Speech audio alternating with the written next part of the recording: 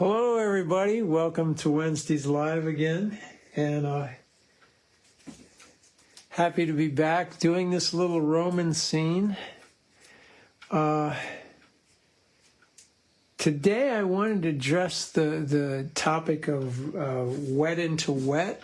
This is a good candidate for that kind of approach. And why would you want to do that? What are the advantages of doing that? One of the reasons we work wet into wet, which means wetting the paper or having a damp surface and working into it, is that the paper is then already saturated with water. So anything that goes on top, whether it be a runny mix or a slow-moving mix, that paint is then sort of free to move all over the top because it's not being drawn into the paper. That lets the pigments swim around, particularly if you've mixed 2 colors or 3 colors, and the Brownian motion can separate them, and it can do all those wonderful things that watercolor does, where you mix a color, 2 colors, it appears to be a third color, but both of the component colors are evident. Another reason you would do wet into wet is to get a soft edge. And in a situation like this, where we've got probably 3/4 of the painting in deep shade. Hi, Carol. What you want to do is not have the same character of edges in the light areas as you do in the dark. You want to make a choice ahead of time. Am I going to show the detail in the shadow, or am I going to show the detail in the light? There are situations where both might apply.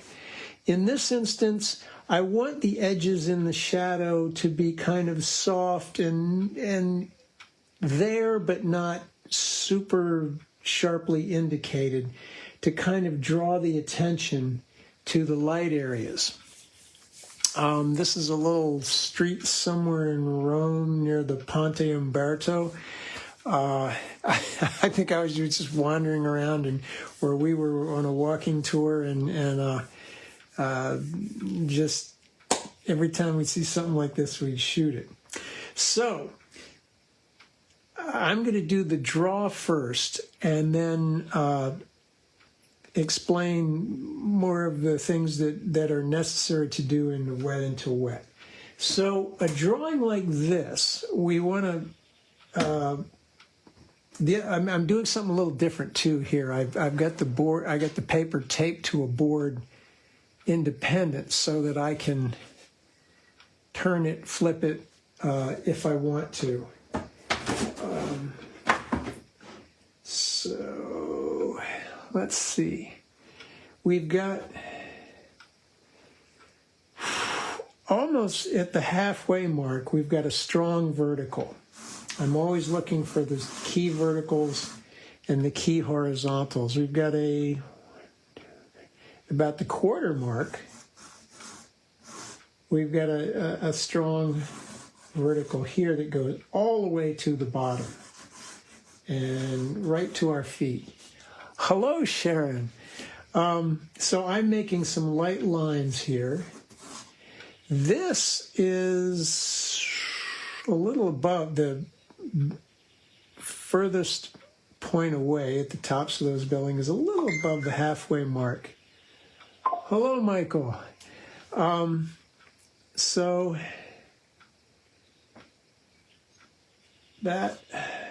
this one here, about there. What's that? Somewhere between 1/3 and 3/4. So I find these places, and then this is another key vertical. Horizontal. Not quite the half, but above 1/3. Where does the automobile come? A little what's that one? A little above a quarter for its bottom. Above that.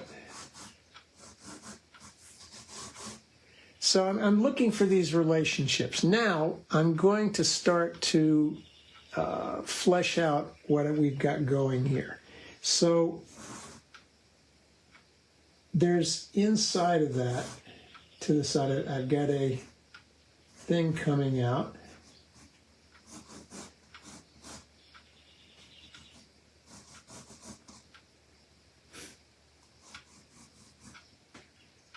Hold your pencil to the angles to see that they're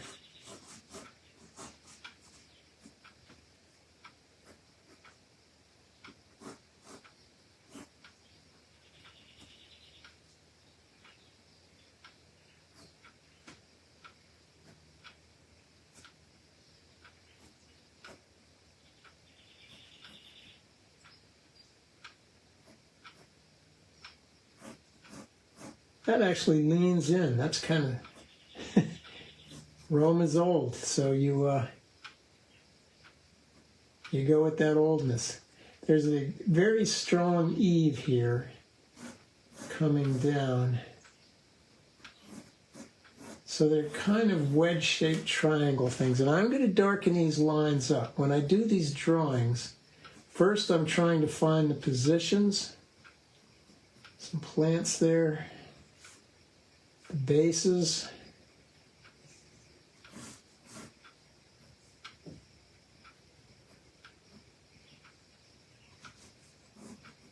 There's a figure which I'm going to make a little bigger. Looks like she has a bag, or he or she, talking to another person who's slightly taller, leaning back against a wall. Now,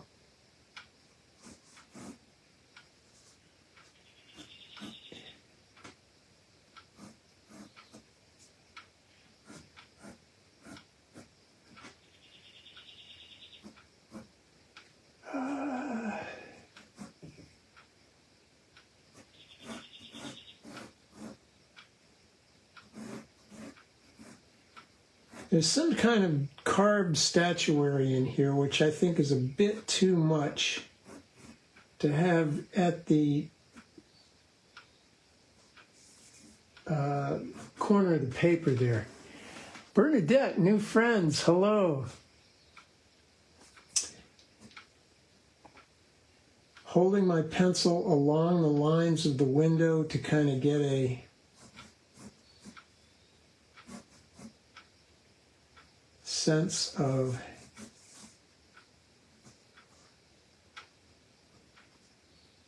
where things are, the perspective. It's, for me, it's easier to just hold pencils or straight things to against roof lines rather than try to do the, like, for example, this element there.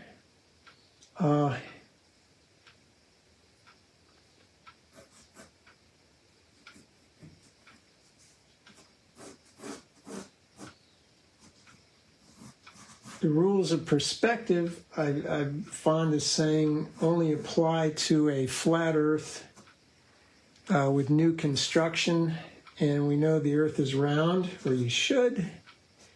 I have friends who don't. And Rome is the last thing from new construction. So the car, I'm going to put it in a rectangle first.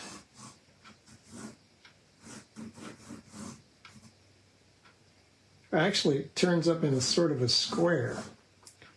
And then it's a bit of an arc.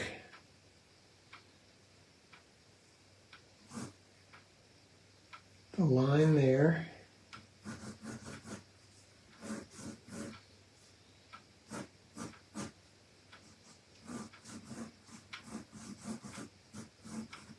behind the windscreen.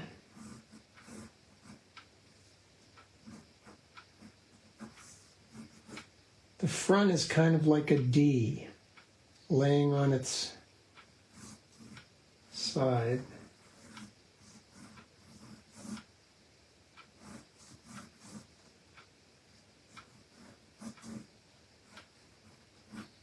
And there's an upside down D for the grill.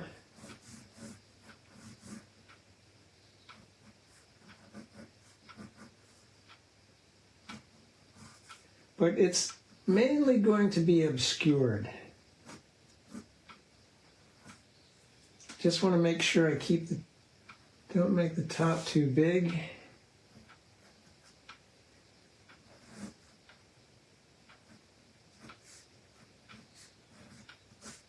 It is an element that I want to show. The other thing that's neat, we've got a loopy shape there, a loopy shape there, and then we've got these loopy arched doorways. So there's a kind of a nice rhythm there. And notice that the tops are not in the same places, even though they're exactly the same height if we were to walk under them. They're on that perspective line. Now again, that's detail that I'm going to tend to want to lose.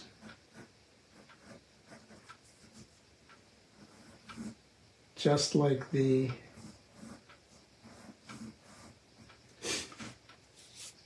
most of this detail in the shadow. So this needs to come out farther. There's some kind of planting or plants in here. This building, the orange building, comes down there. There's detail out here. Okay, I like that.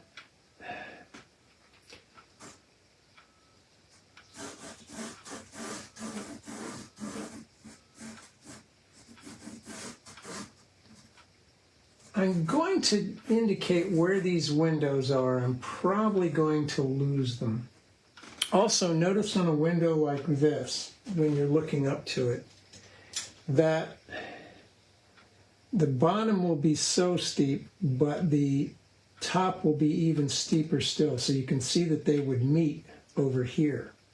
So don't draw them parallel to one another, as we know they are, because we're trying to draw what we know versus, we're trying to draw what we see versus what we know.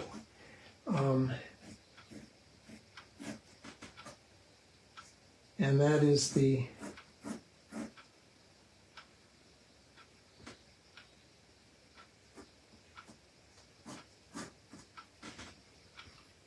problem with perspective.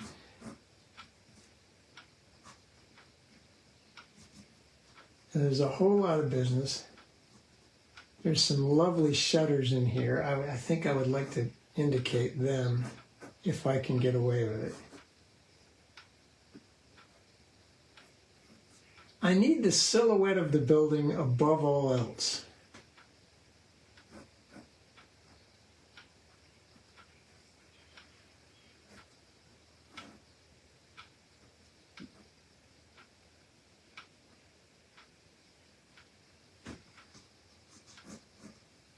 Then mainly that silhouette in here. So if you can see this shape, and I can see already I've made it wider than it actually is, but I like it. And that's probably why I drew it bigger.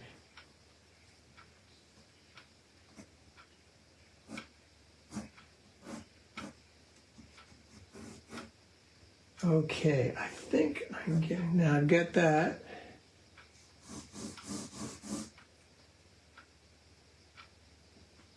If you can hold the pencil here and then rock on your feet and come across, and you can have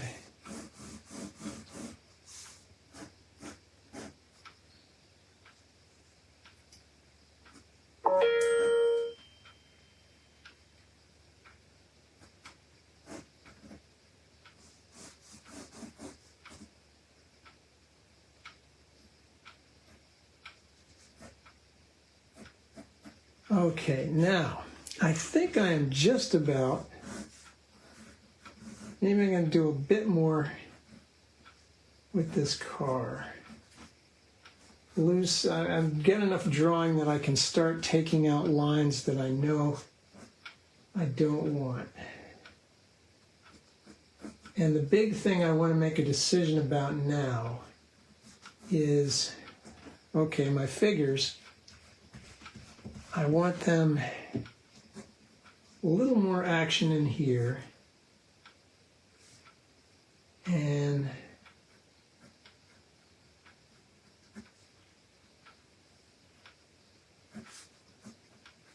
I switch pencils to get one that's sharper. Hi, James.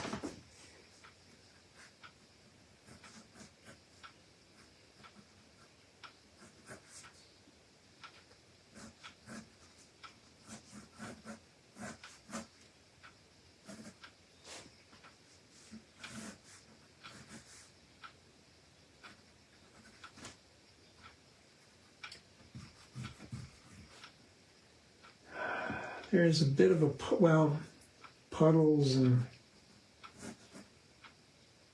all manner of wonderful things.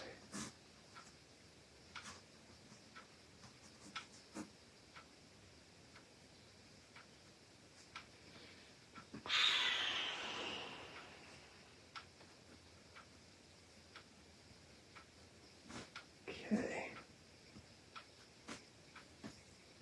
A lot of this is going to be made to happen in the later painting stages.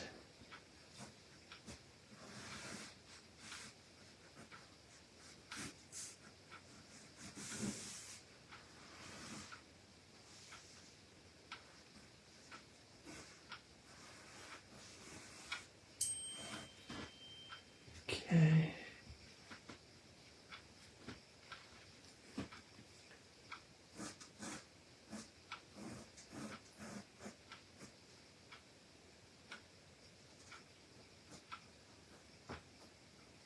And mainly what I'm trying to do in this stage is find my positions. And by position, I mean there's a kind of a hierarchy to visual information, and that is where something is the most important. Next is how big is it? After that, what shape is it? And after that, what color is it?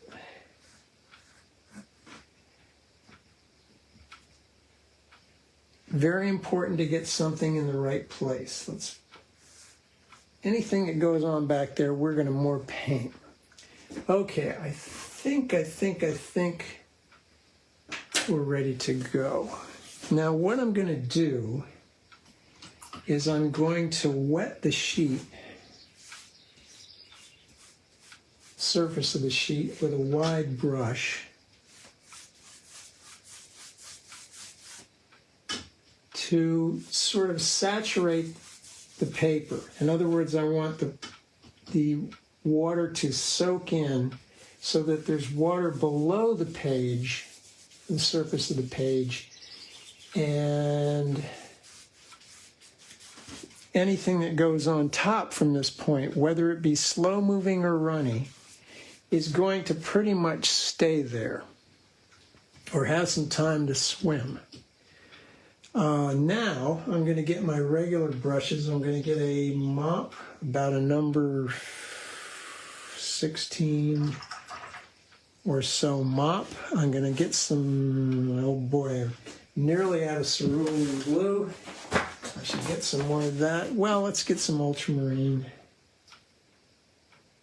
It's important when you're working wet on wet to have fairly fresh paint, so that when you stab into it, it's still kind of sticky and pliable. You don't want it to dry hard because all you're going to get out of it at that point is a light to medium value. If I haven't mentioned it recently, runny paint will give you a light to light medium value. Slow moving paint, which requires more pigment and less water, is going to give you a medium to dark value, depending on how much pigment you put in there. So I'm also going to need a bit of maybe cobalt turquoise off to the side here for the lower portion of the sky. Blue changes. I'm going to need an orange kind of color. This is I've got a raw sienna going. I got a little bit of orange in it. I'm finding raw sienna sort of mimics that Roman. I may have to mix it down here where you can't really see. It's the, I've also got some Naples yellow. That and the raw sienna, I think, remind me more of the stucco of those Rome buildings. I may even have to throw a little bit of white into it to get it near that. And I'll try to mention the colors as I go. So the surface is sort of damp. I'm going to turn the thing upside down. Well, maybe not. First thing I'm going to do is I'm going to put in these Naples yellow orangey colors back here. Now all this paint is going to sit on top, and I see it up here too. Maybe a little more burnt raw sienna up here. There's some dark edges there. I don't have to worry about getting that just so, because, well, you'll see. We're going to cover up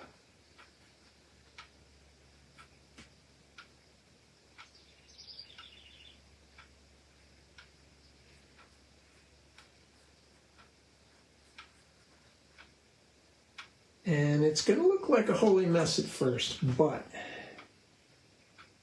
Tara, hello. So many new friends today. Thank you for tuning in, everyone.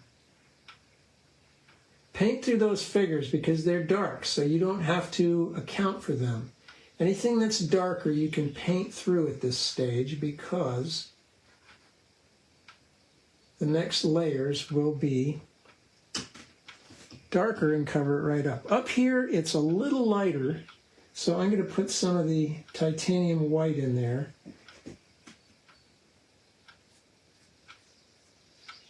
And again, I'm not worried at this point because this is all so much darker. A little of the orange in there, maybe throw a little orange in here. There is some orange with a little bit of crimson in it,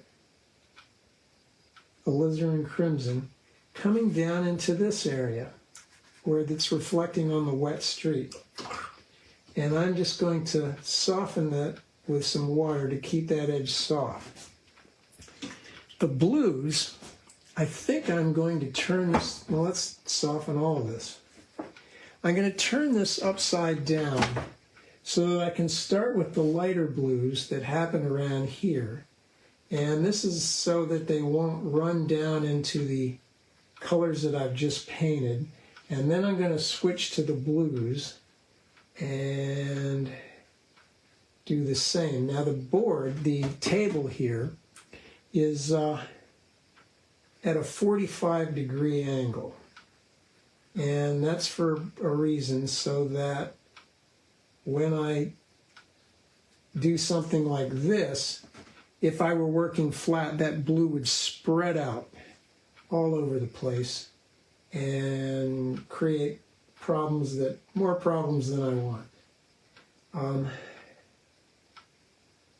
But we want a soft edge here. All right, now we can turn it back right side up, and we'll get had I done it, put the blues in this way, they would be lighter at the top and darker at the bottom. This way I'll get some movement there.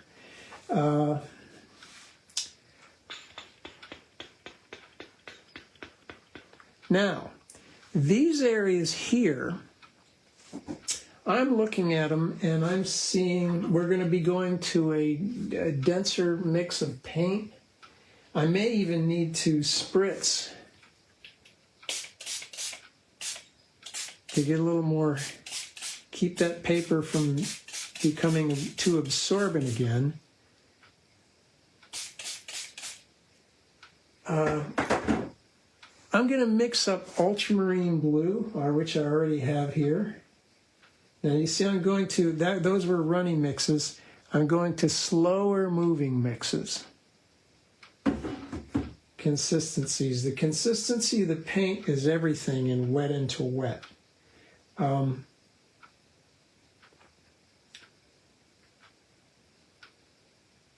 So when we're going to a darker situation and there's already some dampness in the paper, we need to mix the paint up a little denser than we normally would because there's already some water there, right? So I'm going to get into my burnt sienna / transparent red iron oxide, and I'm going to start up here. Why those two? Because they're going to separate.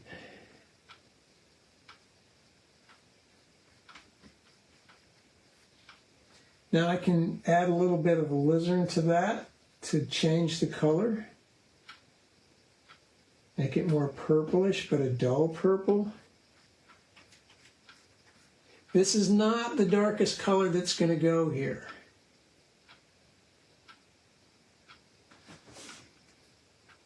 Let's put a little more, let's put some cad red in it to get redder still as we come down here.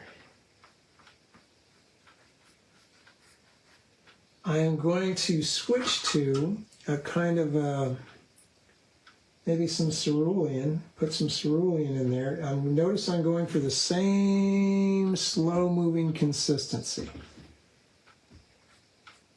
Paint right through the car. And we say, no, it's a white car. Well, not in shadow. Over here, I'm going to put a little bit more of the sienna into it. This is relatively fresh paint. So I want some, in these areas, I want some variation in warms and cools. Let's make this a little more purplish. Blue, alizarin. Blue, alizarin. Slow-moving mix. I'm working one side at a time. One side, the other side. So that I have some figures here. I can begin to, might have to spritz here a little bit. I want that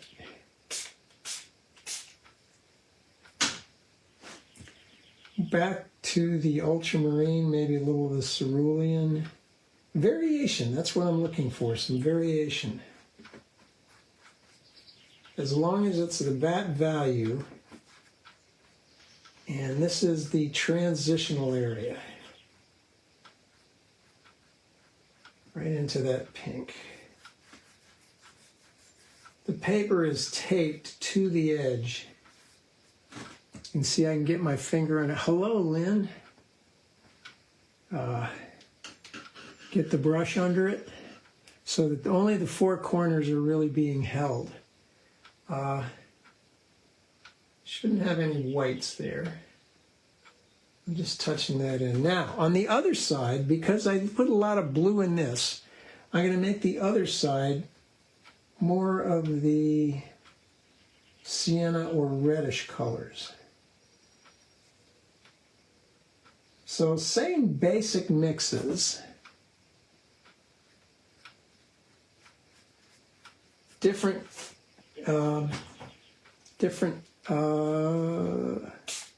proportions. Let's get a little more of the red in there, pinkish. The alizarin, which goes pink.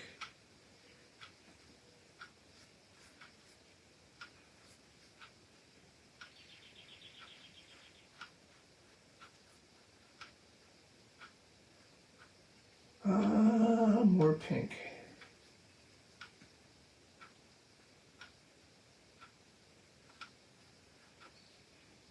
A little bit of that blue. There's a shadow up here that I'd like to kind of mimic. Now, back to this sort of more, I'm going to go bluer. Variation with wet and wet always looks kind of nice.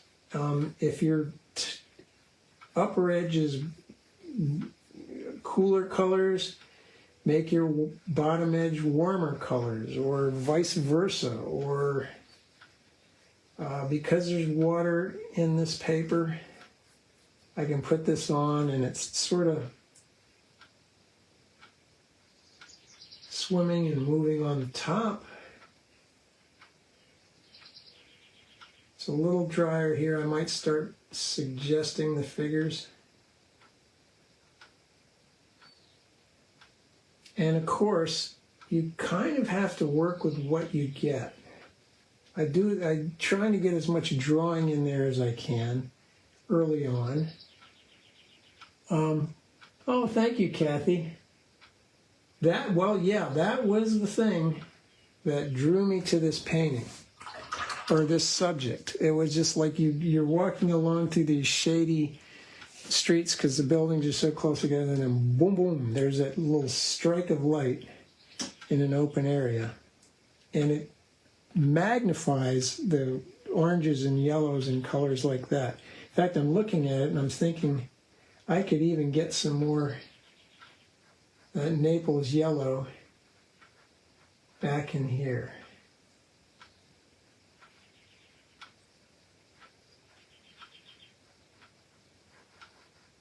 All right. This, I think, we want to dry. This is stage one.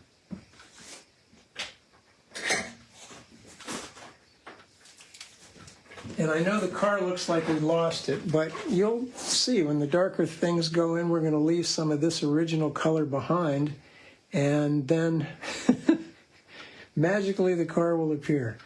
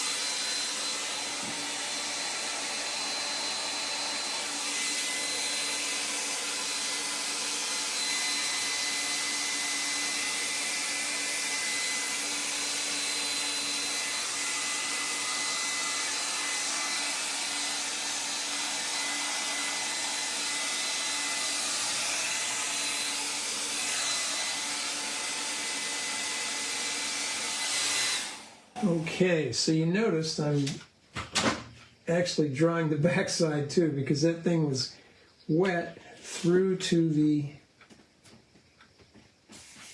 backside.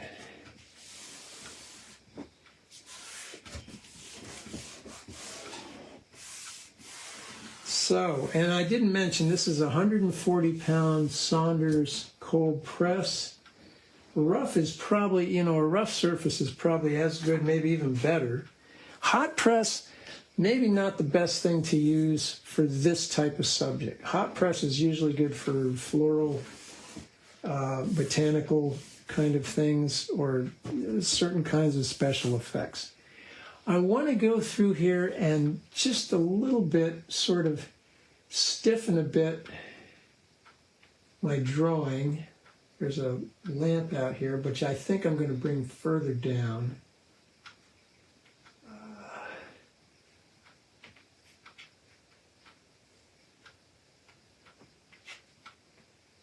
The shutters, oh, I love these shutters.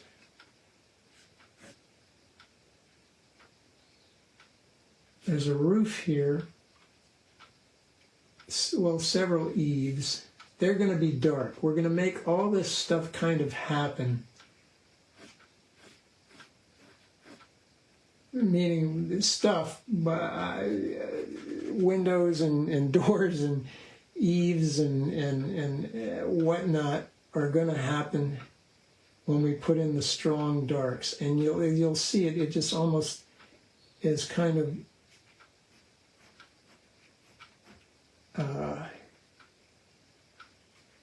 quick and magical the way it all suddenly tends to appear.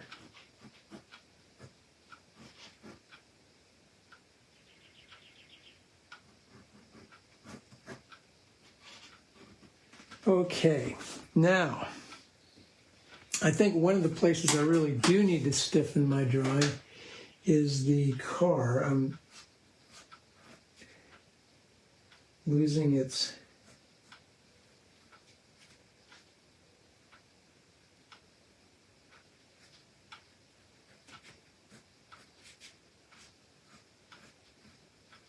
form.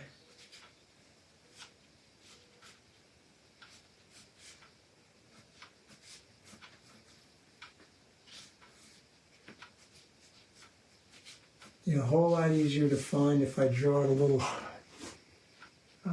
more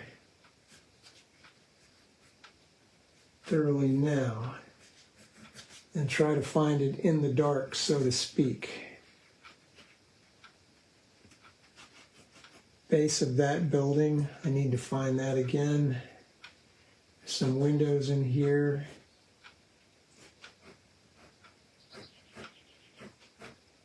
Don't worry if you tend to lose these things, because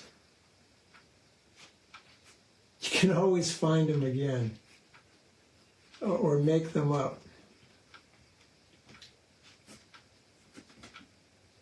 Like, for example, this, that got washed away. This got washed away. Now, at this point, what we're going to be doing is more or less bringing the value scale up to what we think we're looking at there. So I might go to the slightly smaller Oriental brush, which is a stiffer, coarser hair and holds a little bit less. Well, let me think through this. I'm going to do some slight modifications. I'm going to get some of this orangier stuff, maybe put a little bit of burnt umber in it, and come through here.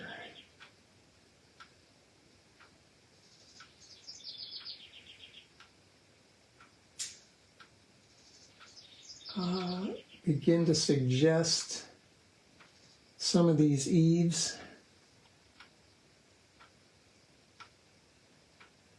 Because there are lighter and darker portions of it.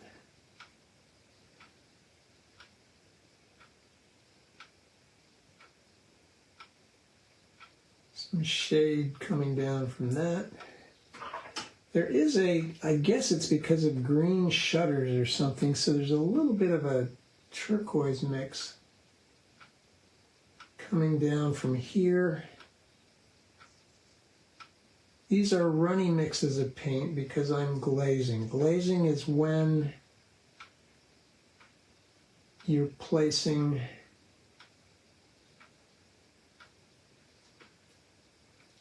on a dry surface a color that is one color that's already there and is a dry surface, and you're putting a second runny mix of color over that. The opposite of wet and wet. The surface is dry. So raw umber or indigo or something, I'm going to suggest a little bit of something in here. Just to give me, so that I don't overshoot and I know where I'm at. You can see that actually even begins to suggest some of the architectural detail.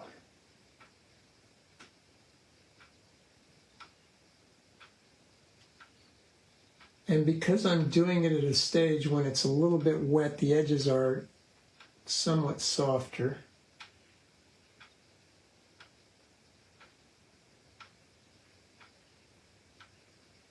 Okay.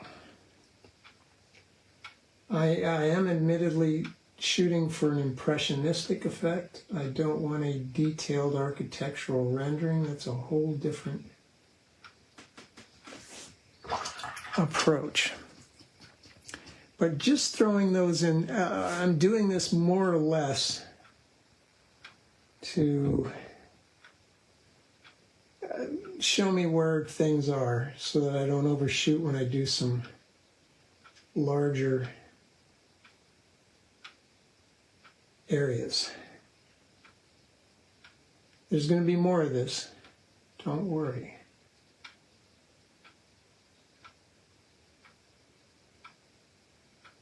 Much more of it. Okay, enough of that for the time being.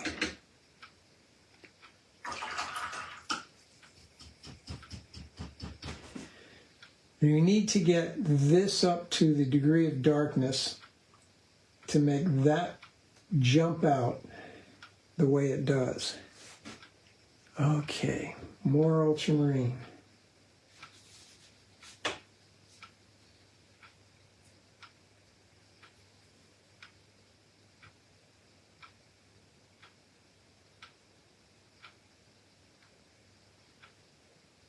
The alizarin. Now this is going to be sort of strong purple, but there's already color here, so that's, again, I'm in a way I'm glazing with darker colors here. I'm also again going to be mixing in other colors as I go. I might spritz this a little to lubricate the surface. Again, I'm working one half, other half. I've got a kind of a dividing line through here. And I better mix up a lot if I'm smart. If it looks too grape juicy, I'll put a little raw umber in there to tone it down. Okay. See, that looks a little bit strident, more raw umber.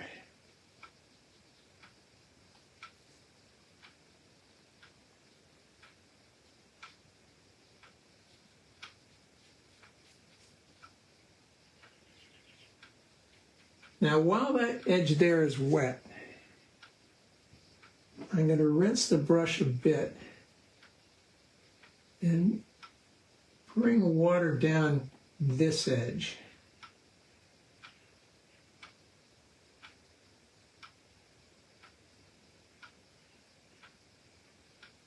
Well, it's not water, it's sort of a looser mix of the same stuff. So I rinse the brush,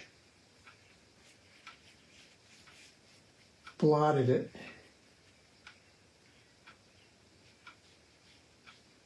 I want a softer, lighter edge to the right. Boy, see, I didn't mix up anywhere near enough. I can see now I'm going to run through my blues. Let's get a little bit of burnt sienna. Or I say burnt sienna, but I'm using transparent red iron oxide. And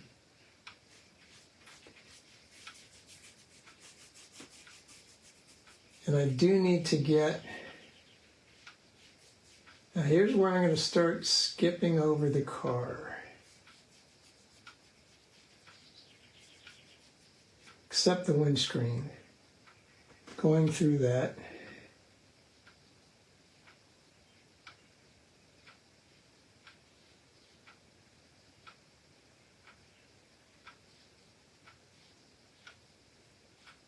do need to spritz this a bit to keep it moving.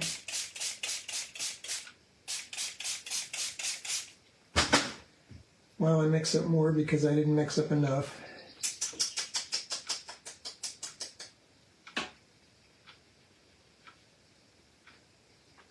Let's even put a little turquoise in there for mystery.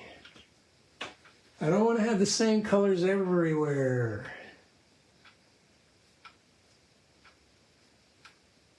I want the same value in a given area, but I may want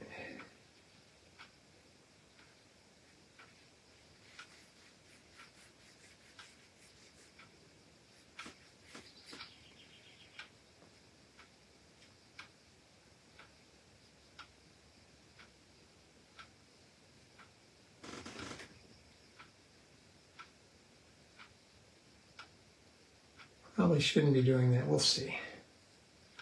Let's get redder in here. Let's get some cad red, more purplish.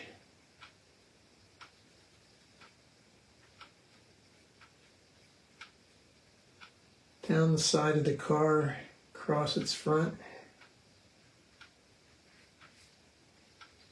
If you turn out something that's a little darker than what you actually need, with these concentrations of pigment, you can actually lift better. You can lighten them up. You won't get them all the way back to white paper, but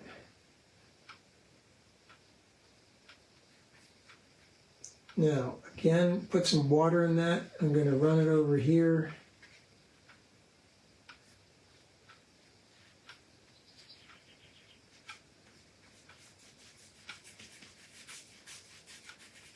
Back into the paint. Let's get some more turquoise in there.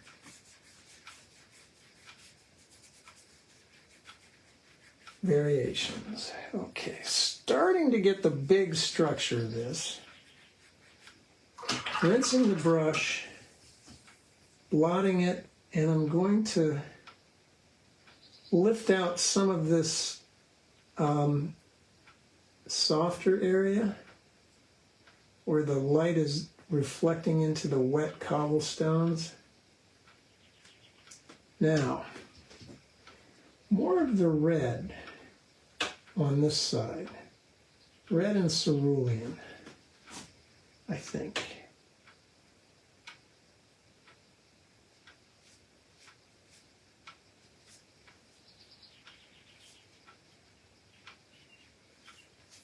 Coming down to where I just painted. Maybe throwing a little bit of turquoise in there.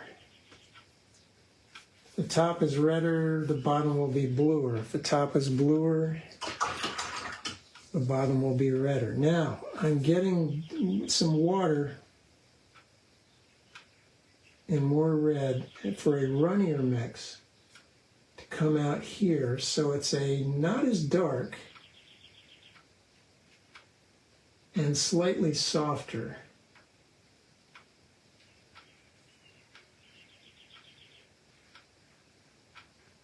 version of the same.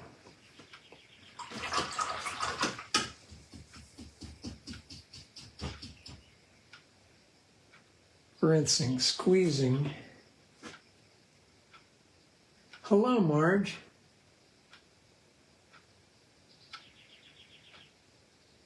I can lift a little bit out on that car.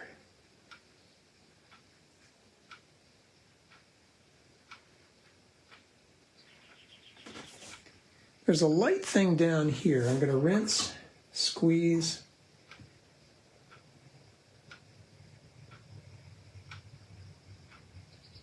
Down there. Let's see, is there any place else I want to lighten some? There's a frame around that window. I am going to, it's about there. I'm lifting out the whole thing. There's going to be a dark going in for the darker portion of the window. There's some lightness up here. The brush is, the reason they call it a mop, if you are old enough to remember string mops, you use the mop soaking wet, high K, to put the water down on the floor, and then you wring it out, and then you pick the water, the dirty stuff, back up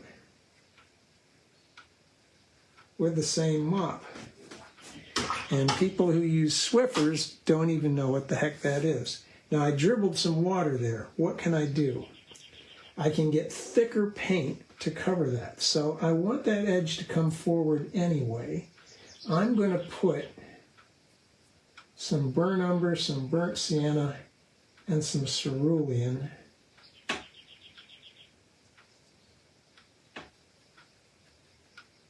Or some ultramarine, some blues, some dark blues, and I'm going to get, that's too much. Let's get some blue.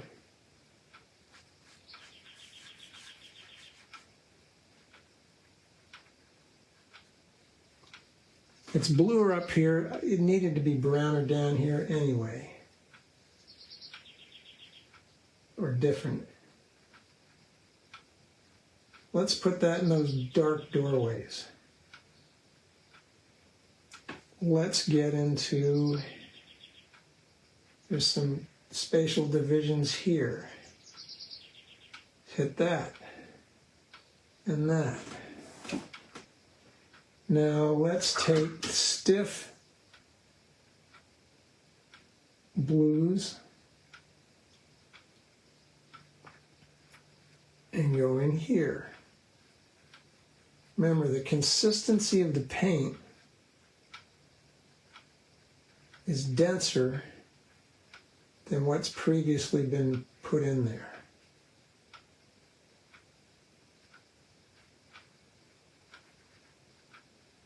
So again, I can just sort of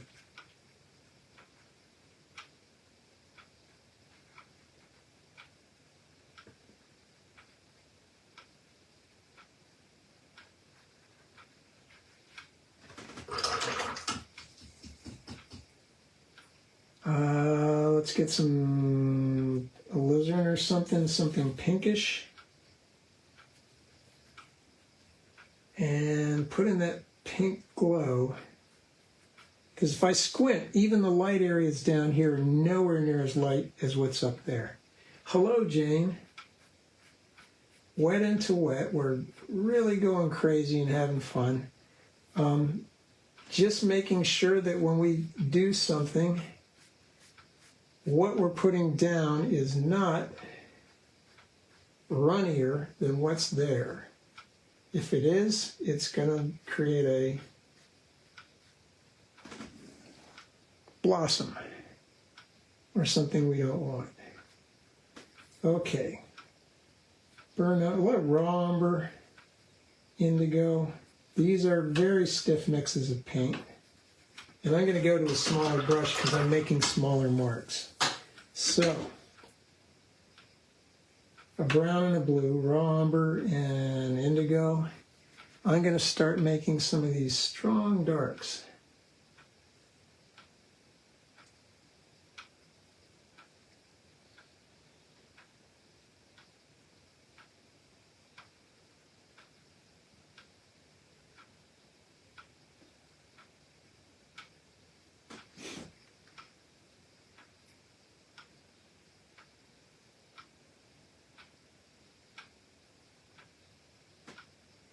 Windows, a not as strong dark and a redder dark, so burnt sienna and a little more water. The shadow under this eave, and let's soften that with a runny mix of alizarin now. So I got more than one color out of that, and more than one value, because the first thing I put down was dense paint, the second thing I put down was runny paint. Into this, very dark, but still kind of warm.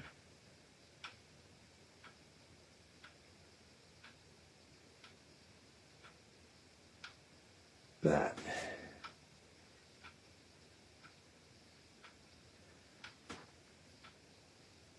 There's a paler warmer shadow, maybe a little blue or lavender in it.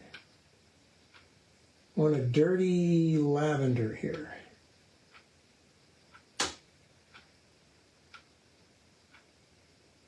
The shadow under the eave of that building suggests some windows.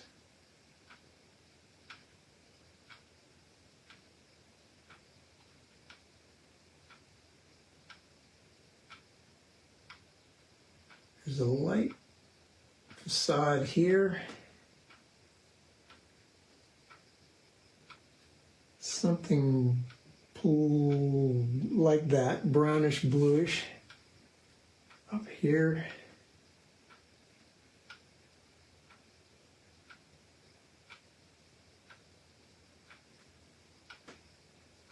Very reddish, purplish brown. Sort of an aubergine color for there's a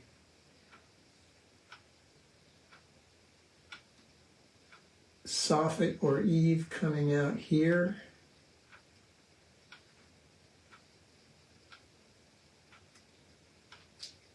Some windows in there.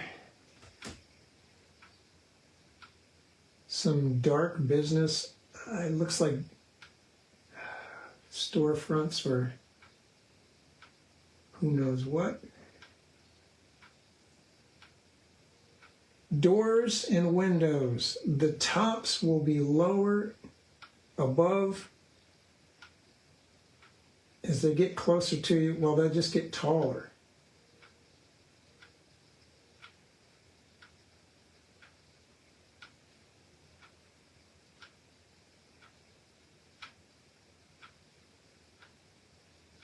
Now,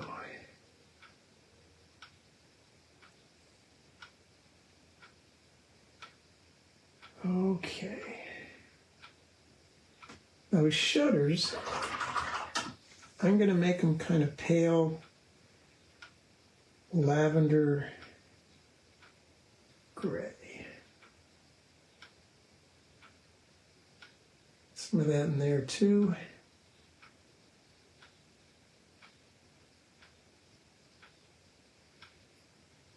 Something back there. What I'm doing now is I'm making the lid area a little more detailed and obvious by glazing and putting in darks. The bottom of that here is redder and orangier.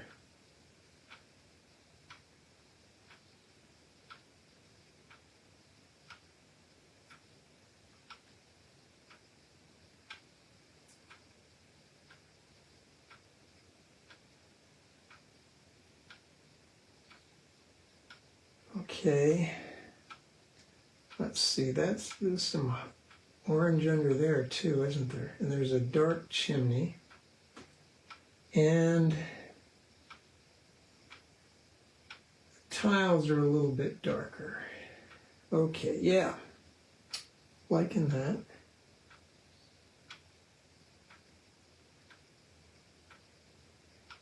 Starting to get some of these darks in here. So when I put a dark into this somewhat saturated damp area, I have to make sure the paint is very slow moving and dense.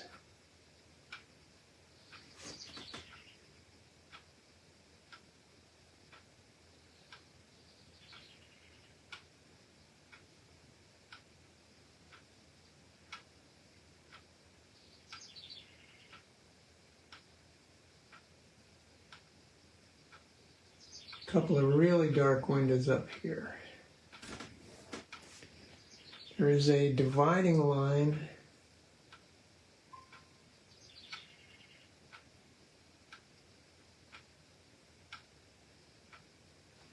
and I'm going to have to paint that a little darker still and sort of bluish or grayish. I think I'm going to wait for this to get a little drier before I do that. Instead, I'm going to take the same stuff And I'm gonna, let's make it more purplish by putting an alizarin or a quinacridone rose in there. And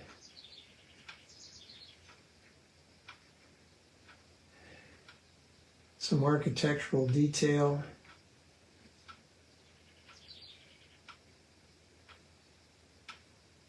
This is the thing I meant about the windows. The tops are going to be higher, closer to you. The widths of the window are going to be wider, and the bottoms are going to, depending on what's going on there.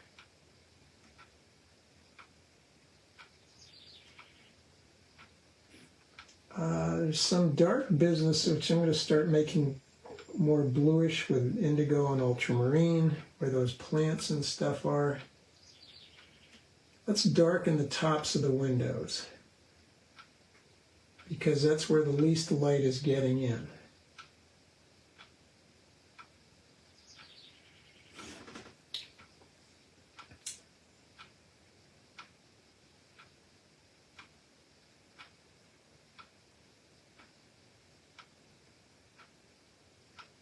There's a business here. Oh, look at this. There's a very dark eave.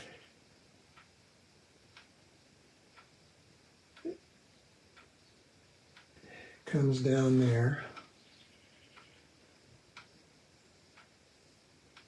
This sort of blends together.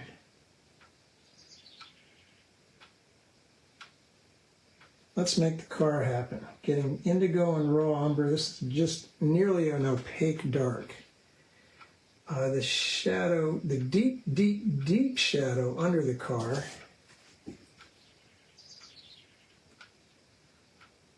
That D-shaped grille.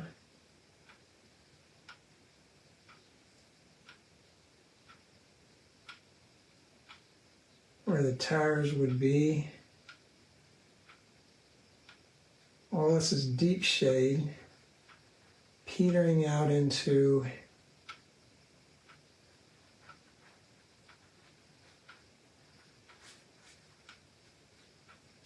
cobblestone street. Now I'm going to splatter a little bit. I'm going to put some cerulean into that. And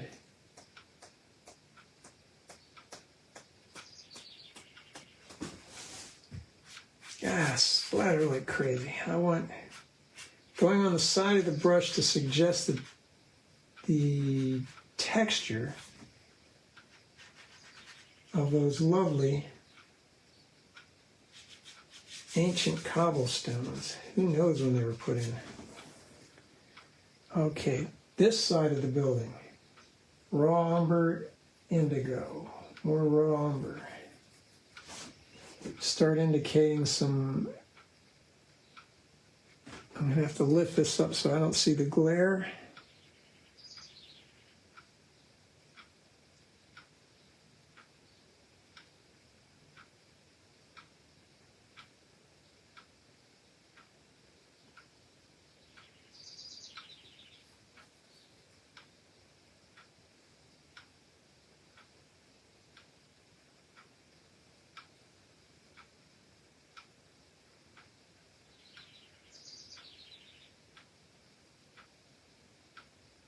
Now,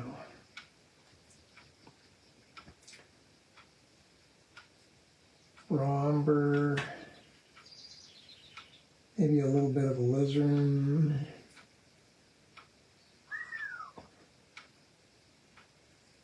We're looking at probably windows or something very much edge on and upwards.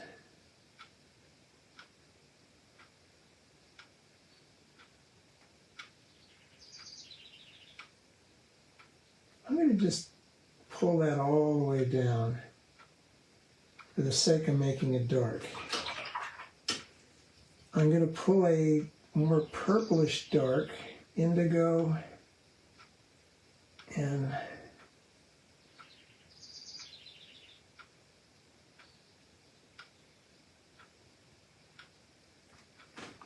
then I'm going to get some cerulean into that for a very, very deep blue. Maybe some raw umber too, some alizarin.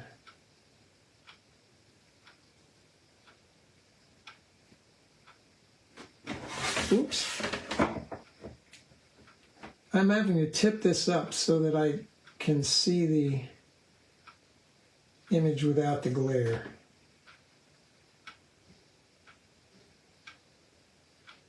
Like I said, there's some sort of carved facial thing going on in here, which I'm not going to indicate. I'm going to suggest maybe. Now I'm going to put in some final deep darks.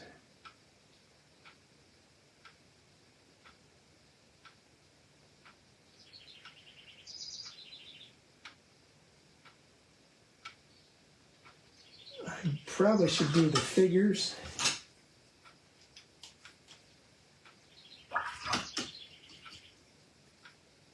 Do I ever use Payne's Gray?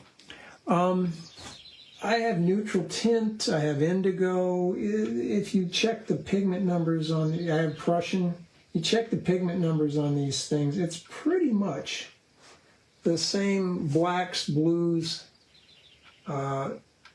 so forth. Any of those will pretty much do the job. They're all very, very similar. I'm going to start getting into my lavender. Well, let's dry this. Well, no. Let's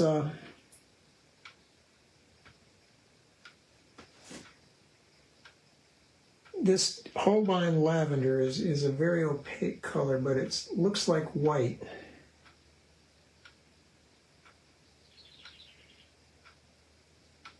In shadow.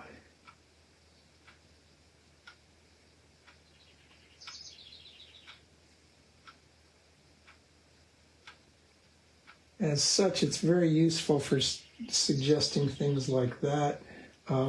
It's also, as a glazing pigment,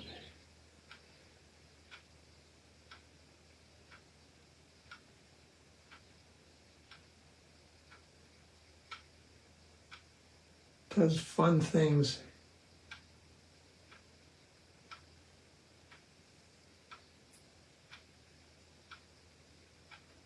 Cool, shady. It's a bluish gray if you think about it.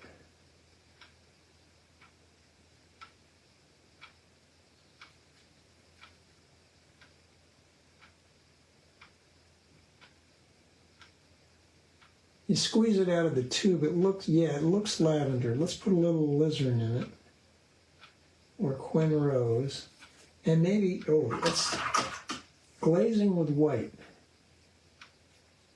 Getting some titanium white. I'm making a fuchsia lavender kind of color. Brent asks, what kind of mop am I using? I've got several. These are mostly Escodas. Some of them are actual squirrel. Some of them are synthetic squirrel. This is an actual squirrel. This is a synthetic squirrel. Squirrel is amazing in its ability to hold a lot of water. So here we go with some lighter.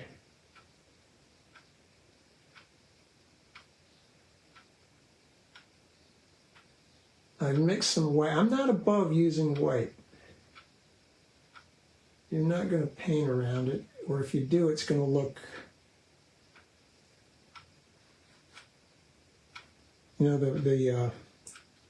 I don't like masking fluid. It's just so nasty. So you can smear it and soften it.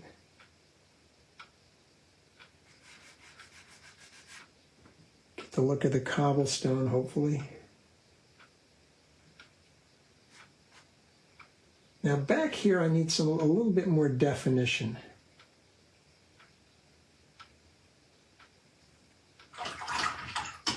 There's some various things going on.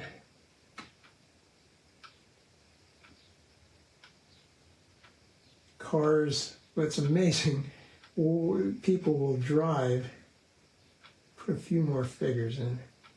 Just suggesting them. When you're doing figures, remember, heads are going to be at the same level. But to keep answering Brent's question, there are several pretty good synthetic squirrel mops out there. Silver Brush makes one. I think it's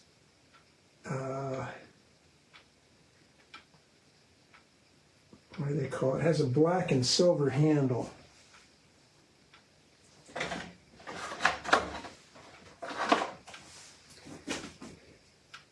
It's called Black Velvet. They're getting better. They used to be terrible, but they're getting better.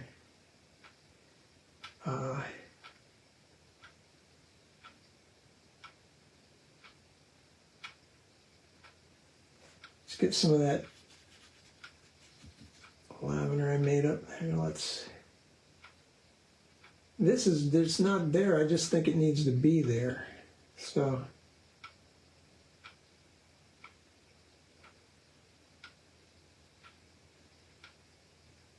And something in here.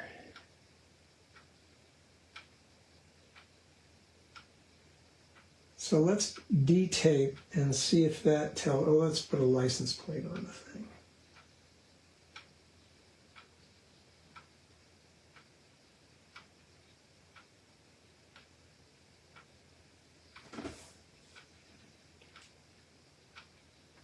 Let's detape and see if that'll inform us anything.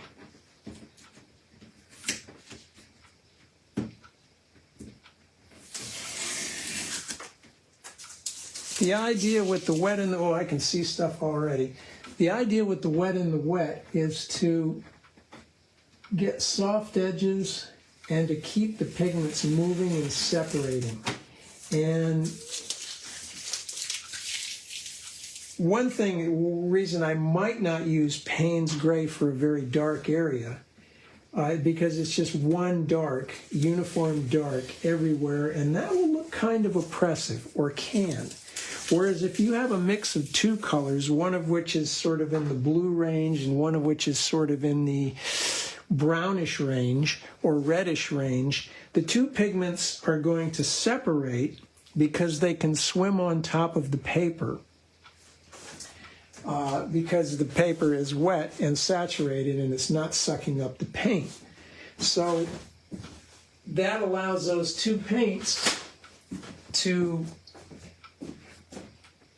settle one pigment particle next to the other because of the Brownian motion. And it just looks, oops, so much nicer than one flat color by itself, which stays in the same space. So I'm going to dry this, and then I'm going to make some very, very final marks.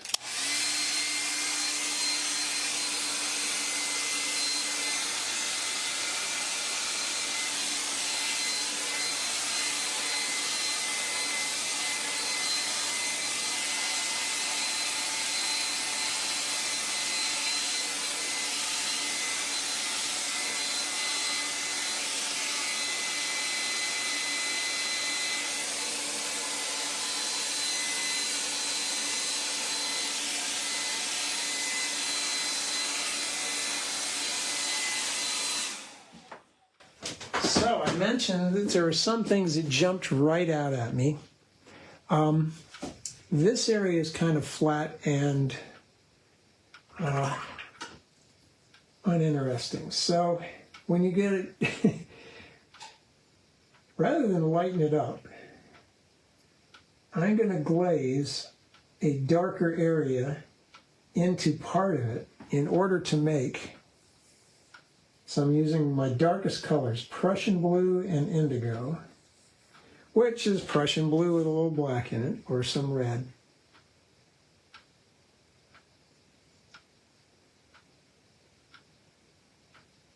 It will make the surrounding area look lighter and more transparent.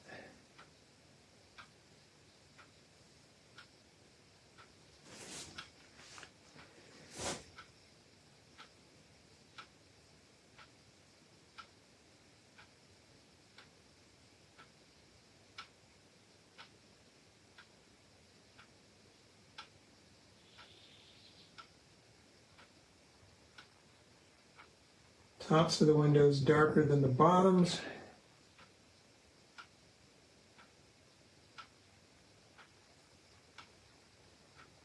Yes, it's deep, it's dark, it's murky. But that is what we're after. I need to divide this space up a little bit. I need to have some more Purple Heart Attack.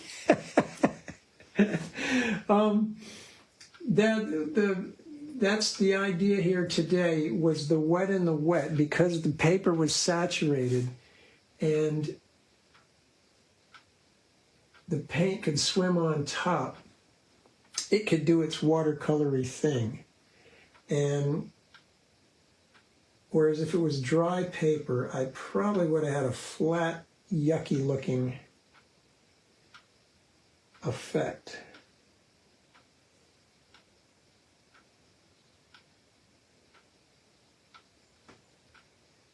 Let's see. I'm going to put that down and then I'm going to soften it by rinsing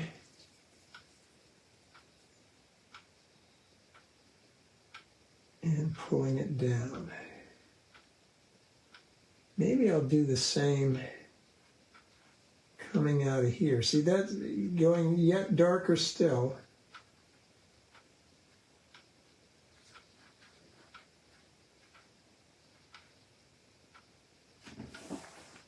Another thing I was doing, if the background area was kind of warmish or had more reddish in it, the dark I put on top of it, I would make bluer. So that there was some contrast there.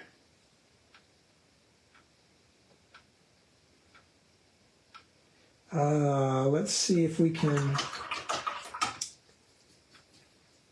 get some cad red light into this area. Let's see, maybe, well, let's just get some cad red off by itself. And there's so many other paints here. I'm trying to come out, I want to glaze some reddishness into this area here to move it forward.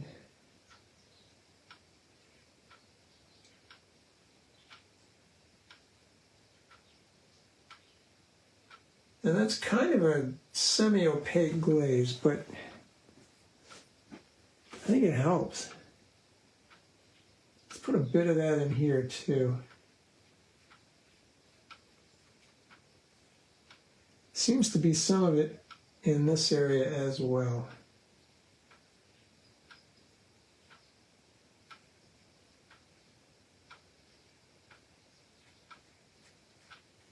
And the fact that it's not smooth and regular really helps, say, very old Roman buildings. That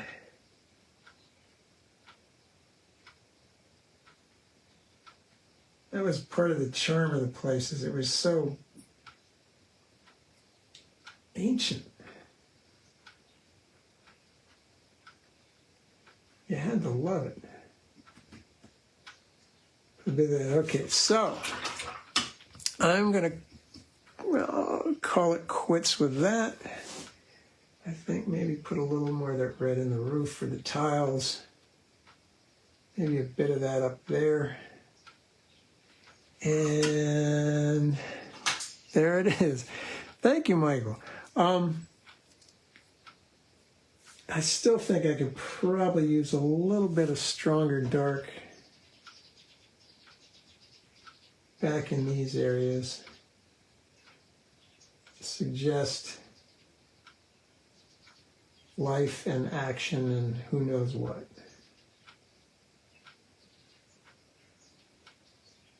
TV antennas and satellite dishes and all that good stuff. It was all there. It's an ancient town, but they're modern too. And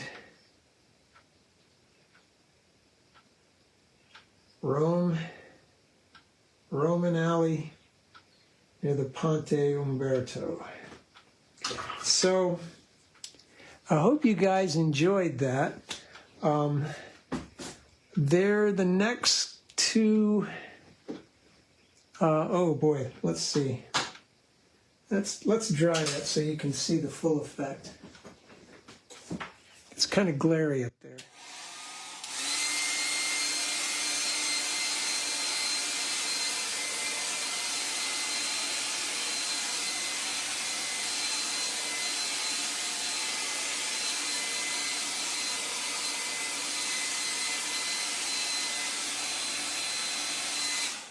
That's better.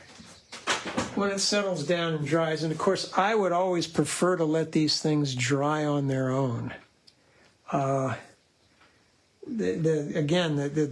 pigment settles in a different fashion. But what I was going to say is for the next 2 Wednesdays we won't have a live, I'm sorry to say. I will be in France getting new, fun, beautiful images, and I'll be in Brittany. We'll be painting by Mont Saint-Michel. So we'll be seeing those things in future lives. But until then, everybody, stay safe, stay sane, and I will, in lieu of a Wednesday live, I'll try to post some pictures or maybe things that I paint while I'm there, and I will see you. Thank you, Kathy. Everybody enjoy yourselves. Bye-bye.